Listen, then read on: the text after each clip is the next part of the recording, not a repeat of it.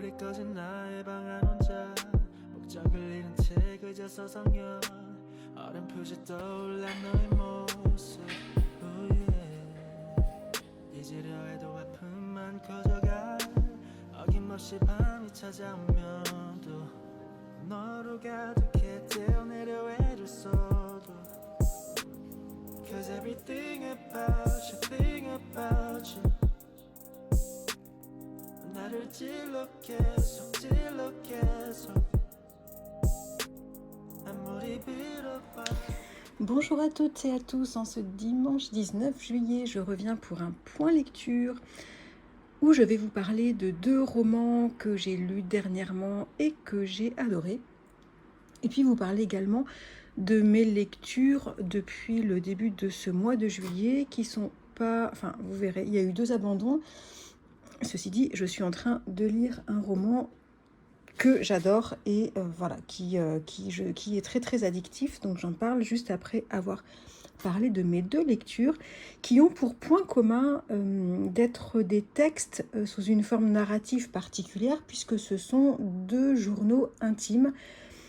Et bon, déjà, je me suis régalée parce que j'adore lire des romans qui sont sous la forme de journaux intimes.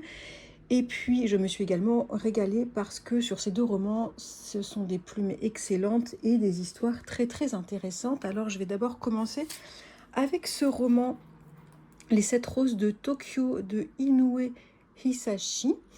C'est un roman japonais qui était paru au Japon en 2002, traduit en France en 2011. C'est un gros pavé de un petit peu plus de 1000 pages que j'avais acheté au mois de janvier, que j'avais débuté en mars, que je lisais un petit peu tous les soirs et il était très très long et je m'y suis mise à le lire de façon continue sur le mois de mai, juin, je sais plus, juin je crois, je l'ai complètement dévoré. La plume du personnage principal qui écrit son roman est excellente, elle met en avant, ça montre un narrateur qui a un esprit très très perspicace, plein d'humour et je me suis directement attachée à ce personnage. Alors donc ce roman, c'est donc le journal du personnage principal. Donc il nous raconte sa vie sur une année entre avril 1945 et avril 1946. On est à Tokyo, dans un Tokyo en ruine à cause des bombardements des Américains. Et l'homme qui tient ce journal, cet homme adore raconter sa vie dans son journal. A priori, il fait ça depuis assez longtemps. Il s'éclate parce qu'il faut voir les pavés qu'il écrit dans son journal. Il raconte avec beaucoup de finesse et d'humour chaque détail de ses journées et puis ses ressentis, ses pensées. C'est un vrai régal. Cet homme, c'est un fabricant d'éventails artisanaux qui est à son compte, qui a sa petite entreprise, mais là qui se retrouve au chômage technique puisque à Tokyo, le Japon est sous les bombardements, c'est le dernier pays encore en guerre. La guerre n'est pas finie pour cette partie-là du monde. Et il n'a plus du tout de matière première pour pouvoir fabriquer ces éventails. Et en plus de ça, même s'il pouvait les fabriquer, le pays est affamé et les gens n'ont plus du tout d'argent pour s'offrir des éventails raffinés. C'est un pays où chacun essaye de survivre comme il peut. On découvre dans ce roman, et donc par le biais de son journal, qu'une économie parallèle se développe dans la ville de Tokyo et cette économie un peu au black est en train de ruiner encore plus le pays. Notre personnage va bien devoir essayer de survivre et de faire survivre sa famille. Il a donc sa femme et 4 enfants. Il va devoir prendre part un petit peu à ce marché noir pour devoir se débrouiller comme il le peut. Surtout qu'il a un petit triporteur, donc il va se mettre à faire du transport, il va transporter des marchandises. Il n'y a plus personne qui a de triporteur ou de voiture, c'est très très rare. Donc voilà, il va se débrouiller comme il le peut en devenant transporteur. Il doit bien gagner sa vie parce que faut qu'il entretienne sa petite maison, il faut qu'il donne, faut que sa femme puisse acheter à manger. Et puis aussi, sa fille aînée se marie bientôt et il faut lui préparer un trousseau, d'autant plus qu'elle va épouser une famille qui a un super bon statut. Donc c'est hyper important qu'elle ait un trousseau assez conséquent. Et aussi qu'il puisse amener le jour du mariage, on découvre les traditions du mariage japonais, c'est important qu'il puisse prévoir des mets assez raffinés pour régaler les invités le jour du mariage. Bon, voilà pour le décor planté, je ne vais pas en raconter plus, mais il va lui arriver tout plein d'aventures pendant cette année à ce monsieur, toutes petites, des petites anecdotes ou alors de grandes aventures, soit très joyeuses, soit complètement dramatiques. C'était juste passionnant, ces chroniques de vie dans le Japon sous les bombardements américains. Et puis, dans la deuxième partie du roman, arrive la défaite du Japon et l'occupation américaine. On découvre un peuple épuisé qui se met, c'est très étrange, c'est très intéressant, un peuple qui détestait les Américains et qui se met à les idolâtrer. Voilà, même s'ils les ont bombardés, même s'il y a eu beaucoup de morts. Mais on sent bien que pour eux, les Américains, ce sont ceux qui amènent la paix, un nouveau semblant d'organisation dans le pays. Ils amènent aussi des cigarettes, du chocolat, des conserves, enfin voilà, des choses qu'ils n'avaient plus depuis des années. Ils amènent aussi un petit peu d'ordre. Enfin voilà, le peuple pense, on peut imaginer que c'est normal, à ses besoins primaires et les acclame. Lui, il est complètement révolté et débousselé par cela. Et en plus de ça, pas mal de ses proches vont sympathiser avec l'occupant. Lui-même va se retrouver à devoir accepter un poste dans la nouvelle administration américaine. C'était super intéressant. J'ai trouvé que l'auteur, par des petites anecdotes du quotidien qu'il raconte de façon magnifique et très drôle, eh bien, par ce biais-là, on découvre la vie au Japon à la fin de la guerre, le marché noir qui en a enrichi plus d'un, le délitement complet de la solidarité, alors qu'on sait que les Japonais, c'est un peuple très très solidaire, les vents de contestation qui vont monter au bout d'un moment contre les Japonais. On découvre aussi les délires administratifs, le pays ruiné, l'absence de train, les queues pour tout. Il faut faire la queue pour tout et n'importe quoi. Et puis malheureusement, les abus, les violences des soldats américains envers les Japonais. On apprend beaucoup de choses sur l'histoire et la civilisation japonaise. Et aussi, il y a toute une partie que j'ai adorée parce que je connais un tout petit peu la langue japonaise. Et on apprend plein de choses sur la langue japonaise et sur qui a bien failli disparaître ou tout du moins être beaucoup réduite sous l'occupation japonaise. Et tout ça sans jamais aucune lourdeur, c'est jamais à visée pédagogique ou non, ça s'intègre très bien dans l'histoire. L'écriture, elle est toujours limpide, pleine d'humour. Voilà, les aventures de cet homme et de ses proches pour lutter contre l'occupant, et puis les plans destructeurs pour la société traditionnelle japonaise. Il va lutter contre tout ça. Et toutes les aventures qui vont leur arriver, c'est croustillant. J'ai beaucoup aimé. Un roman à la fois dramatique parce qu'il y a des pertes, parce qu'il y a des deuils, mais en même temps très drôle parce que cet homme, il aborde la vie de façon ultra positive et il avance toujours. C'était vraiment un délice de lecture. Pour moi, c'était très très addictif et j'arrivais plus à m'arrêter. J'étais vraiment déçue au bout de 1000 pages de devoir laisser tous ces personnages. On sent aussi tout l'amour de l'auteur Inoue Isashi pour ses concitoyens et pour l'être humain dans ce portrait très très vivant qu'il a fait dans ce roman, un portrait vraiment vivant d'un peuple malgré de grosses privations, un peuple qui a pu s'imposer dans un mélange de révolte et de rire. Voilà, pour moi, c'était vraiment un gros coup de cœur, ce roman. D'ailleurs, j'en ai parlé dans mes 5 meilleures lectures du début de l'année.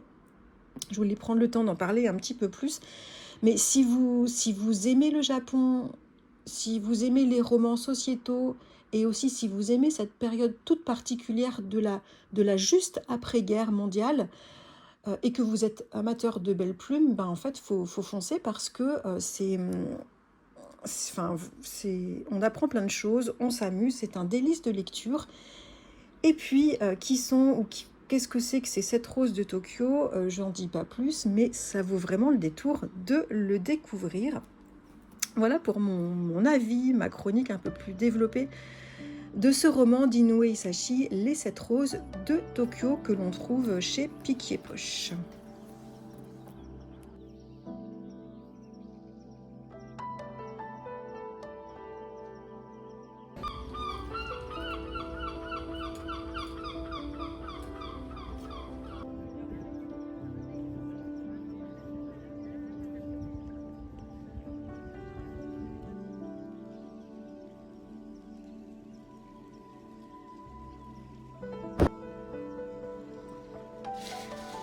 Alors, le second roman dont je voulais parler ici, dont je voulais parler aujourd'hui et qui est également sous la forme d'un journal intime, c'est un roman que j'ai lu dans le cadre du challenge Lire des auteurs italiens de ma copine Marie, Le cahier interdit de Alba de Cespedes, et c'est un roman que j'ai lu sur le mois de mai. Ce roman m'a beaucoup plu. Il interroge sur le fait de est-ce qu'écrire à son journal, est-ce qu'écrire dans un carnet peut changer le cours de sa vie. Voilà, c'est ce qu'on va découvrir. Est-ce que c'est vrai ou pas, c'est ce qui pourrait se passer en tout cas pour Valeria, qui est la personne qui tient ce carnet, donc la narratrice de ce roman, qui est mère de famille, qui vit à Rome, et on est dans les années 50. Un jour que Valeria passe au bureau de tabac pour acheter les cigarettes de son mari, alors qu'ils n'ont pas trop d'argent, le budget est très serré, elle va craquer pour un très joli petit carnet qu'elle voit dans la vitrine. Elle le ramène à la maison et en cachette, elle se met à y raconter son quotidien, ses réflexions, ses soucis de ménagère, de mère de 2 grands ados, de femme de comptable qui est un homme certes très aimant et gentil, mais peu loquace et aussi un petit peu infantilisant. C'était particulier les mentalités à cette époque. Et puis aussi, elle note aussi ces histoires de professionnelle, elle est secrétaire de notaire à mi-temps. Valéria, elle s'autorise à écrire ses pensées les plus profondes. Elle y prend goût à écrire dans ce carnet qu'elle cache un petit peu où elle peut dans leur petit appartement. Elle devient accro à ce mode d'introspection qu'elle ne s'était jamais autorisée auparavant. Donc elle n'a qu'une hâte, c'est de pouvoir trouver un petit peu de temps pour écrire dans son carnet. Elle veillera très tard pour écrire, elle va se relever la nuit, parfois pour écrire dans son carnet. Elle adore écrire dans son carnet, en même temps elle a très peur que sa famille découvre ce carnet, donc ça change un petit peu son comportement, et sa famille trouve qu'elle est en train de changer, et elle-même se rend compte que ce carnet va peu à peu la transformer. Elle est tellement addicte à l'écriture de son journal qu'elle va même aller jusqu'à faire croire qu'elle doit travailler le samedi pour laisser sa famille et aller au bureau qui est vide, pour retrouver un petit peu de calme et écrire dans son carnet, pour avoir un petit temps de liberté pour écrire dans son carnet. Et elle va découvrir que son patron, il vient également le samedi au bureau, pas pour travailler, mais pour s'extraire de la famille, pour souffler, pour être un petit peu seule. Et il y a une relation très inattendue, très chouette, qui va se développer entre ces 2 personnages. Et en écrivant son quotidien, Valéria, elle prend conscience des conventions dans lesquelles elle est complètement engluée. Il y a évidemment des envies de liberté qui vont lui arriver, mais qui vont rivaliser avec son sens du devoir envers sa famille. Elle va tester certaines de ses limites, et le suspense est tout de même assez grand de savoir si elle va parvenir à avancer dans sa vie c'est quelqu'un qui a toujours avancé dans la vie par les traditions, et puis par ce que lui proposaient ses parents, puis ensuite par ce qui est attendu par le fait d'avoir une famille. Mais là, on se demande vraiment si elle va réussir, comme elle a réussi à toucher par ses propres pensées, par son journal, est-ce qu'elle va réussir à faire des choix, à avancer dans la vie plus par ses propres mouvements à elle, internes, que par les conventions. Il y a du suspense à ce niveau-là, c'est très très fin, j'ai beaucoup aimé. J'ai vraiment aimé ce roman, ce carnet intime. Déjà, il est très bien écrit, elle écrit très très bien, la narratrice, enfin en tout cas l'auteur Alba de Cespedes. Et je pense que c'est un carnet, si vous aimez lire enfin si vous aimez déjà les carnets comme moi, bon, j'adore les carnets, j'en ai partout, j'en ai là. Si vous aimez écrire dans des carnets, si vous aimez lire des romans qui sont sous cette forme, je pense que vous vous régalerez. En tout cas, à cause de ou alors grâce à son petit carnet secret, Valéria, elle va remettre en question les règles qui régissent la vie des femmes de son époque et de son pays. Ça va lui faire vivre des joies, mais aussi de la tristesse. Et toutes ces émotions-là, on va les vivre de façon assez intense avec elle. J'ai trouvé que c'était un roman qui traite de féminisme de façon très originale et aussi du pouvoir d'écrire, du pouvoir de l'écriture. L'écriture est très belle, c'est limpide. J'ai aimé, bon ça vous commencez à le savoir, mais j'adore les ambiances des années 50 et j'ai aimé cette plongée dans les années 50. J'ai trouvé très immersive. Le suspense est bien tenu jusqu'au bout sur la question de savoir si Valéria va parvenir à réaliser des changements dans sa vie ou si elle va se faire rattraper par les obligations familiales. Je n'en dis pas plus, c'est un petit coup de cœur que je recommande. Je ne sais pas s'il est paru en poche, je l'avais trouvé d'occasion il y a quelques mois et c'est un roman qui était paru, c'est assez vieux, 2015 en France par contre, 1962. C'est un roman initialement paru dans les années 60 qui n'est pas du tout désuet au niveau de la plume. Ça pourrait être écrit à notre époque. C'était juste passionnant et je recommande cette lecture, Le cahier interdit d'Alba de Cespedes. Et c'est pas un roman qui est très gros, il fait vraiment un petit peu moins de 350 pages.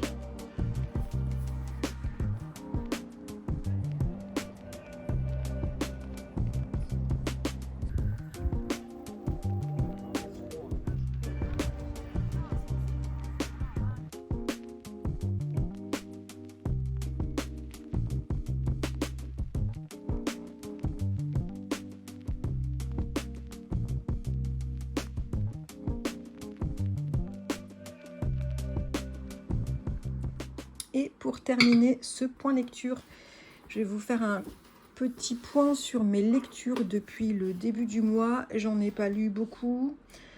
Déjà, je me suis régalée. J'en avais parlé, je crois. Je ne sais plus si j'en avais parlé ici. J'ai dévoré le roman Aqua de Gaspard Koenig, un auteur que j'aime beaucoup, qui écrit beaucoup sur des romans sociétaux et écologiques. C'était, comme son nom l'indique, autour de l'eau et des enjeux autour de l'eau et de sa gestion en France notamment, enfin dans le monde entier, mais plus particulièrement en France avec les enjeux politiques autour de l'eau. C'était juste génial puisqu'il y a tout un roman et beaucoup de personnages passionnants derrière. J'ai vraiment beaucoup aimé cette lecture. J'ai ensuite enchaîné, alors c'était une lecture commune qu'on devait faire que Jessica a fini, mais moi j'ai abandonné, qu'on devait faire sur le mois de juillet, Tess d'Uberville, un vieux roman moche, j'avoue qu'il est très moche, une édition, je crois que je l'avais trouvé en boîte à livres. Donc Tess d'Uberville de Thomas Hardy, j'ai lâchement abandonné Jessica sur cette lecture commune, puisque je me suis ennuyée, vraiment ennuyée. Dans le style littéraire surtout. L'histoire pouvait être intéressante, l'histoire d'une jeune femme qui tombe enceinte et que tout le monde délaisse, je pense que ça part là-dedans. Moi j'ai assez vite abandonné. Le style, je l'ai trouvé très désuet, un peu à l'eau de rose on va dire, il y avait des longueurs. Voilà, bon, j'ai vite compris que je m'ennuyais et que j'ai pas perdu de temps, je suis passée à autre chose. J'ai commencé La mélancolie de la résistance de László Krasna-Orkai, un roman hongrois. J'espère ne pas me planter. Voilà, un roman hongrois qui m'a happée dès le début par son style littéraire, par des phrases très longues, pouvant faire 2 pages. une écriture très très bien faite, sans dialogue. Donc ça, c'est le style d'écriture originale que j'adore. Je suis très spéciale, je n'aime pas les dialogues, ou très peu, ou alors faut vraiment qu'ils apportent au texte, sinon ça m'ennuie directement. J'étais happée par cette histoire, l'histoire d'une vieille dame qui revient chez elle après un voyage en ville. Et chez elle, c'est dans des montagnes, un petit village des montagnes de Hongrie, ou une plaine, enfin bon, dans un coin paumé. Elle rentre chez elle en train, les personnages autour d'elle, c'est très tendu l'ambiance, les gens sont agressifs, sa vie l'a complètement changé. Il y a une petite ambiance de fin du monde lorsqu'elle rentre chez elle, c'est un peu flippant. Donc cette ambiance-là, plus l'écriture, j'aimais énormément. Je développe un peu parce que j'en reparlerai pas, je pense, de ce roman, puisque je l'ai abandonné, puisqu'au bout d'un moment, le style d'écriture a fini par me lasser. C'est quand même très très complexe. Et en plus, ça virait à quelque chose de complètement très très noir, très apocalyptique. Et j'avais pas envie de ça, tout simplement. Ça m'ennuyait un petit peu. Il n'y avait vraiment aucune lumière. Bon voilà, c'est un abandon pour moi, La mélancolie de la résistance de Laszlo Krasna-Orkai. Et j'ai commencé il y a 3 jours ce roman, encore un pavé, mais j'ai envie de pavé ces temps-ci. 4321 de Paul Auster, auteur que j'adore, dont je n'ai pas tout lu, la preuve. Et je me régale avec cette lecture. C'est très tassé, hein, c'est plus de 1200 pages, très tassé. J'ai pas trop de temps pour lire en ce moment, donc je n'ai lu que 100 pages, mais je sais déjà que je vais adorer. Et je n'ai qu'une hâte cet après-midi, c'est de me replonger, de passer un dimanche après-midi cocooning avec ma lecture de Paul Auster, avec un petit thé qui redevient chaud et non pas glacé puisqu'il fait à nouveau frais et c'est un vrai bonheur. Donc voilà ma lecture du moment, Paul Auster 4321. Voilà pour ce point lecture. Dites-moi de votre côté si vous faites de bonnes lectures, ce que vous avez lu en ce moment, si vous connaissez les auteurs dont je vous ai parlé. Je vous souhaite un excellent dimanche, de bonnes vacances si vous êtes en vacances, sinon du bon temps de lecture ou autre. Et je vous dis à très bientôt.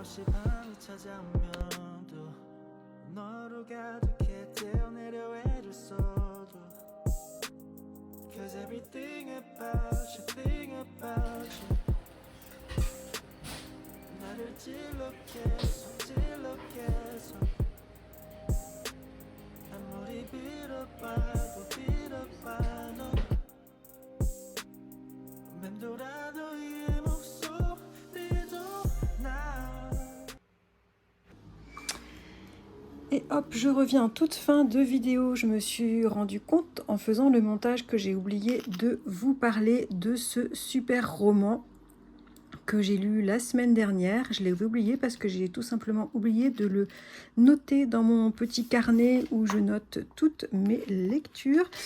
Bref, j'ai lu et adoré 1000 ans pour aimer, un roman japonais de Inaba Mayumi qui était absolument délicieux. J'en reparle très vite dans un point lecture. C'est une auteure que j'aime beaucoup. D'elle, j'avais lu La péninsule aux 24 saisons. Je n'ai pas lu encore 20 ans avec mon chat, ni La valse sans fin, ni Le pont hurlevent. Donc ce sont d'autres romans de l'auteur que je vais essayer de me procurer d'occasion parce que vraiment, j'ai fait un super voyage au Japon la semaine dernière avec ce roman 1000 ans pour aimer, et c'est un roman qui m'a accompagnée sur mon petit week-end à la mer, comme vous avez pu le voir dans les petits clips de cette vidéo. Cette fois-ci, je vous laisse, je vous dis à très bientôt et je vous attends pour papoter en commentaire.